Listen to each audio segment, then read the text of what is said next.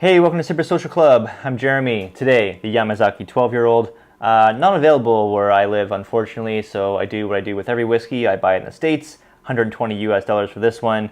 So much hype around Japanese whiskey nowadays. Does this one live up to it? I will let you know after I nose it, taste it, and give it a mark. All right, Yamazaki 12, bottled at 43% on the nose.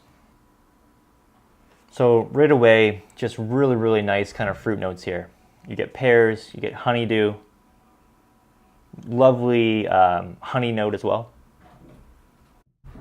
Then it's really nice like floral kind of notes, almost like a cherry blossom kind of floral note. You get a little bit of oak, you get some maltiness as well, and vanilla. And then right at the very end, you get a very faint kind of like heathered style of peat. Very much like the Highland Park level of peatness on this one. All right, let's go palate.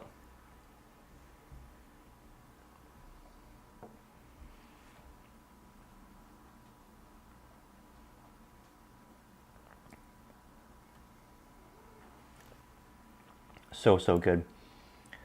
Citrus notes, you get like pineapple. The pineapple note on this is like nothing I've tasted before. Very fresh, very like juicy, golden, ripe pineapple. That's really good. A little bit of sherry influence here too. I wouldn't be surprised if this is maybe like a combination of sherry cask mixed with maybe like some ex-bourbon cask, possibly like a Japanese oak style cask as well. Because you get like those citrus and you get like the chocolate, the sherry kind of notes here. Figs, vanilla's there again, and then this maltiness that kind of runs through the whole whiskey. Very good. Sometimes whiskeys can kind of be like the maltiness note might be a little off-putting. Here it works super well.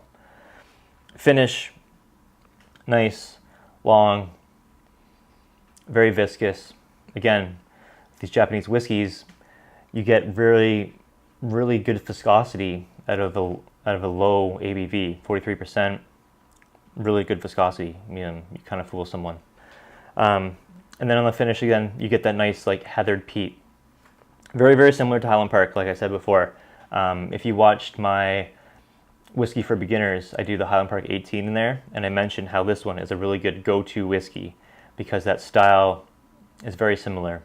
Kind of like ex-bourbon with sherry casks matured and that nice kind of heathered, mild kind of peat. Really good. It drinks above its age. For 12 years old, you could fool someone and tell them this is 18-plus-year-old whiskey. Score-wise for this one, I'm going to give it a really good score, 88.5 out of 100. Value-wise, I just wish this whiskey was a little bit cheaper. The demand for Japanese whiskey is so much. I'm going to take off a point for value, bring it down to 87.5 out of 100. Still a really good whiskey. I absolutely love it. One note on my scoring. If you look in the description of all my videos, you'll see a breakdown of how the scores relate. So when I add or subtract value, for this one, for example, 88.5 is a recommended buy. Go out, buy it blind. You won't be disappointed. With the value adjusted score, I'm bringing it back down below that level, so it's no longer a recommended buy, it's a highly recommended try. So that's kind of how the scoring system works with the value. I know some people are kind of asking in the comments about the value points. I only add or subtract value for bottles that I personally purchased, not that I've traded for. So that's how that works. Really good whiskey, guys. Let me know what you think. Have you tried this one? I know the demand for Japanese whiskey is super high these days, and prices seem like they keep going up. I think you can still find this one on the shelf for around $120. That's where I found it. But let me know, guys. I appreciate it. Let me know in the comments. Have a good one. Cheers.